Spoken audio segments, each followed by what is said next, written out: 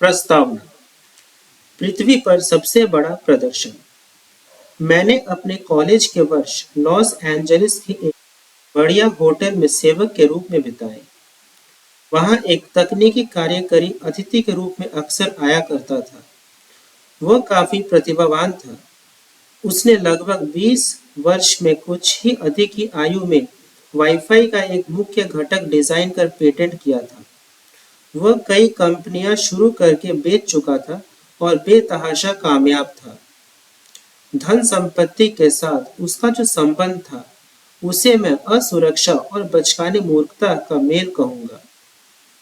$100 के नोटों की कई इंच मोटी गड्डी साथ लेकर घूमता था, जिसे वो हर किसी को दिखाता था, फिर चाहे वो देखना चाहते हो या नहीं।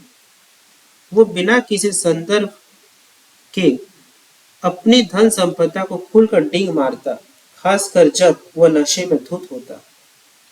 एक दिन उसने मेरे एक सहकर्मी को कई $1000 की रकम दी और कहा, गली में जो जवाहरात की दुकान है वहां जाओ और $1000 के कुछ सोने के सिक्के लेकर आओ। 1 घंटे बाद हाथ में सोने के सिक्के लिए वो कार्यकारी और उसके दोस्त एक डॉक के चारों तरफ इकट्ठा हो गए जो प्रशांत महासागर के सामने था। फिर उन्होंने उन सिक्कों को पानी में फेंकना शुरू कर दिया। वे की तरह उछालते और फिर किसका सिक्का सबसे दूर गया बात पर बहस करते हुए ठहाके मार कर हंसते, सिर्फ मनोरंजन के लिए। कुछ दिन बाद उसने होटल के रेस्टोरेंट में एक लैंप तोड़ दिया। एक मैनेजर ने उससे कहा कि वो $500 का लैंप था और उसे उसकी भरपाई करनी होगी। तुम्हें $500 चाहिए? कार्यकारी के अविश्वास पूर्वक पूछा और जेब से नोटों की एक गड्ढे निकालकर मैनेजर को देते हुए कहा, ये रहे $5000। अब मेरे सामने से दफा हो जाओ और फिर कभी भी दोबारा इस तरह मेरी बेइज्जती मत करना। आप सोच रहे होंगे कि आखिर इस तरह का व्यवहार कब तक चल सकता था, और इसका जवाब है, ज्यादा दिन तक नहीं। कुछ वर्ष बाद मुझे पता चला कि वो दिवालिया हो गया है। इस किताब का आधार यह है कि धन संपत्ति के मामले में आप कितना अच्छा प्रबंध करते हैं। यह इस पर कम निर्भर करता है कि आप कितने होशियार हैं और इस पर ज्यादा कि आपका व्यवहार कैसा है, और व्यवहार सीखना कठिन कार्य है, उन्हें भी जो वास्तव में होशियार है। एक प्रतिभाशाली व्यक्ति जो अपनी भावनाओं का नियंत्रण खो दे एक वित्तीय आपदा हो सकता है। इसका विपरीत भी उतना ही सत्य है। सामान्य व्यक्ति जिन्हें वित्तीय ज्ञान नहीं है धनी हो सकते हैं अगर उनके पास कुछ ऐसे व्यवहारिक कौशल हो जिनके लिए बुद्धिमत्ता और औपचारिक युक्तियों की आवश्यकता नहीं होती। मेरी पसंदीदा विकिपीडिया प्रविष्टि आरंभ होती है। रोनाल्ड जेम्स रीड एक अमेरिकी जनहितैषी निवेशक, जेंटर और गैस स्टेशन परिचार थे। रोनाल्ड रीड का जन्म ग्रामीण वारमोंट में हुआ। वे अपने परिवार से हाई स्कूल पास करने वाले पहले सदस्य थे। वो इसलिए भी और अधिक प्रभावशाली हैं कि वे प्रतिदिन रास्ते में अन्य लोगों से लिफ्ट लेकर कैंपस आया करते थे। जो रोनाल्ड रीड को जानते थे, उनके जीवन के बारे में बताए योग्य ज्यादा कुछ नहीं था। उनका जीवन इतना सामान्य था कि जितना किसी को हो सकता है। रीड ने 25 वर्षों तक एक गैस स्टेशन के कारों की मरम्मत की और 17 वर्ष तक जे.सी. पेने में फर्श पर झाड़ू लगाई। 38 वर्ष की आयु में उन्होंने $12,000 में एक 2 बेडरूम वाला घर खरीदा और अपना पूरा जीवन वही बिताया। 50 वर्ष की आयु में वे विधुर हो गए और उन्होंने अब फिर दोबारा विवाह नहीं किया। उनके एक मित्र का कहना है कि उनका खास शौक ईंधन की लकड़ी काटना था। वर्ष 2024 में 92 वर्ष की आयु में उनका निधन हो गया और तब जाकर इस विनीत ग्रामीण जेनिटर की सुर्खियां रची। 2014 में 2,28,13,503 अमेरिकी नागरिकों की मृत्यु हुई। इनमें से 4,000 से भी कम लोग की शुद्ध संपत्ति उनकी मृत्यु के समय $8 मिलियन थी। रोनाल्ड अपनी वसीयत में इस पूर्व जेनिटर ने अपने सौतेले बच्चों के लिए $2 मिलियन और स्थानीय अस्पताल एवं पुस्तकालय के लिए $6 मिलियन छोड़े थे। जो रीड को जानते थे वे चकराए हुए थे। उनके पास इतना सारा पैसा आखिर कहां से आया? पता चला कि इसमें कोई भी रहस्य नहीं था। ना तो उन्हें कोई लॉटरी जीती थी और ना ही उन्हें वो पैसा विरासत में मिली थी। रीड ने जितना संभव था उतनी बचत की, वह पैसा ब्लू चिप स्टॉक्स में लगा दिया। फिर उन्होंने दशकों तक प्रतीक्षा की, जब तक वो छोटी सी निवेश राशि बढ़कर $8 मिलियन में बदल गई। बस इतना ही। और एक जेनिटर से जनहितैषी।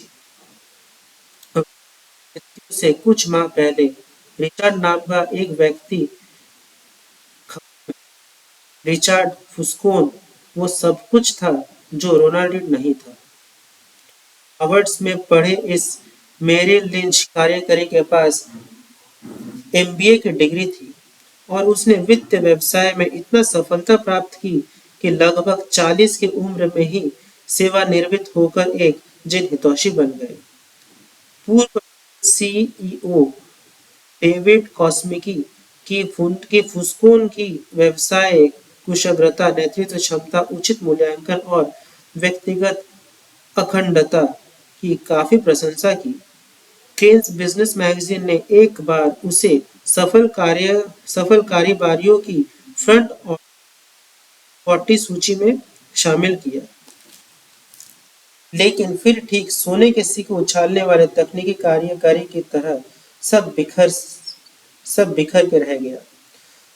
वर्ष 2000 के पहले दशक के कुछ फुस्कोन ने ग्रीनविच कनेक्टिकट की एक 18,000 वर्ग फुट के घर का विस्तार करने के लिए जमकर ऋण लिया। इस घर में 11 गुसलखाने, 2 एलिवेटर, 2 स्विमिंग पूल और 7 गैरेज थे और इस घर के रख रखाव का मासिक खर्च $90,000 से भी अधिक था। फिर जब वर्ष 2008 का वित्तीय संकट आ पड़ा, इस संकट ने वस्तुतः सभी को आर्थिक स्थिति को चोट पहुंचाई। उसने फुस्कोन को प्रत्यक्ष रूप से मिट्टी में मिलाकर रख दिया। अत्यधिक ऋण और अनकादी परिस्थिति में उसे दिवालिया बना छोड़ा। फिलहाल मेरी कोई आमदनी नहीं है, उसने 2008 के कथित तौर पर एक दिवालियापन न्यायाधीश को बताया। पहले उसका नाम बीच वाला घर कब्जा लिया गया। 2014 में ग्रीनविच मशीन की बारी थी।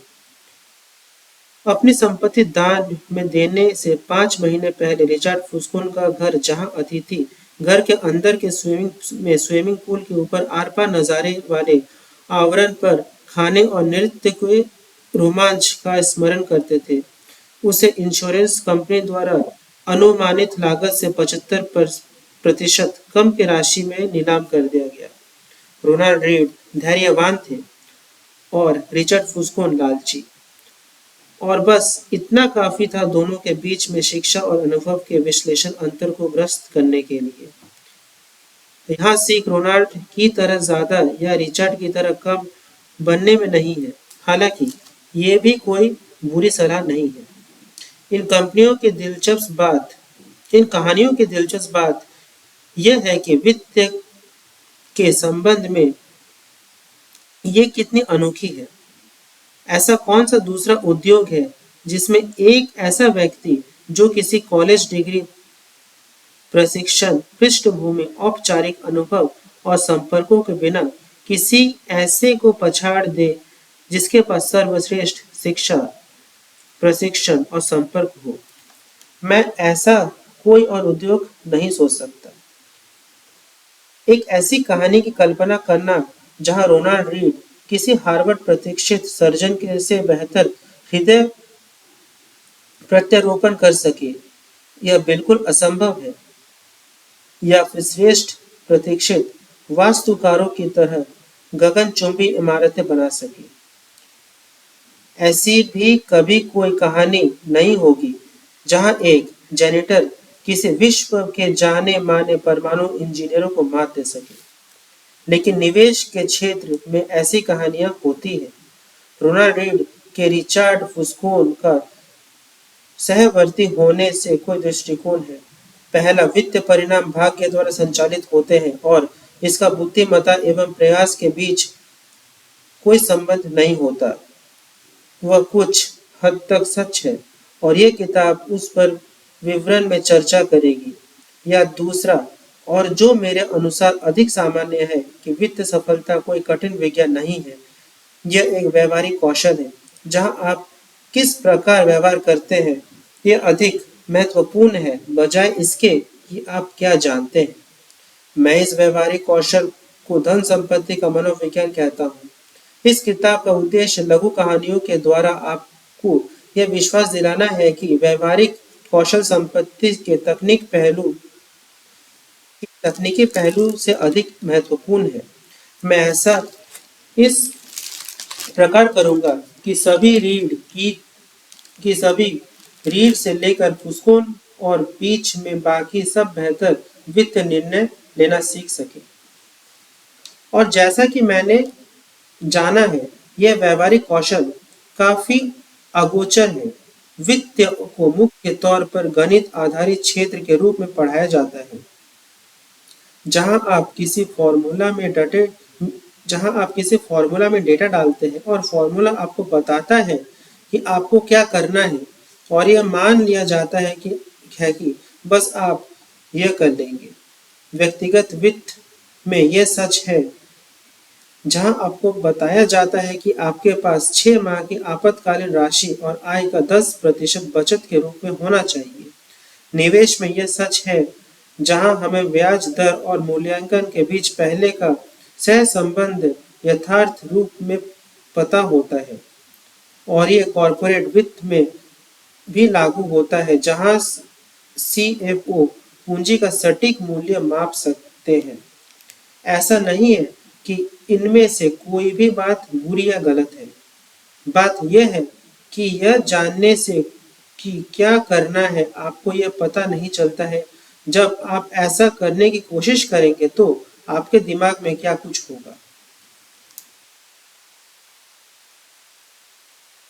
दो विषय ऐसे हैं जो सभी को प्रभावित करते हैं, फिर चाहे आप उसमें दिलचस्पी रखते हैं या नहीं। स्वास्थ्य और धन। स्वास्थ्य सेवा उद्योग आधुनिक विज्ञान की एक विजय है, जिससे विश्व भर में आयु संभवतः बढ़ सकती है।